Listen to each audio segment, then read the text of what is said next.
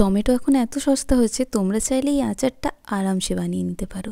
এই আচারটা আমরা প্রথম খেয়েছিলাম সাউথ ইন্ডিয়া গিয়ে। ওখানে তো এই আচার দিয়ে ভাত খেতে এত মজা লাগছিল, মনেই হচ্ছিল না যে আর কিছু সবজির দরকার আছে।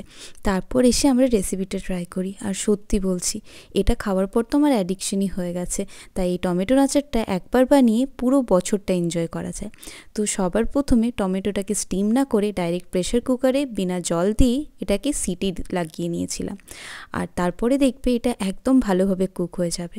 একটা ম্যাশার দিয়ে ভালো করে ম্যাশ করে নিয়েছিলাম, ওই গ্রাইন্ডারের আরে কিছুরই দরকার পড়ে না। আর তারপরে দিয়ে দাও কড়াইয়ে তেল, কারি পাতা, রসুন আর সর্ষে ফোড়ন। তারপর দিয়ে দাও এই টমেটোর পেস্টটাকে।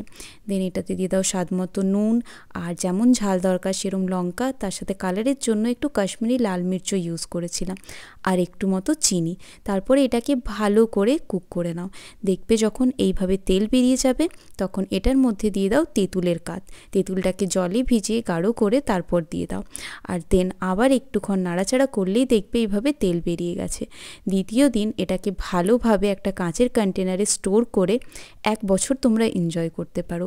গরম গরম ভাতের সাথে আচারটা হলে কিন্তু মজাই চলে আসে।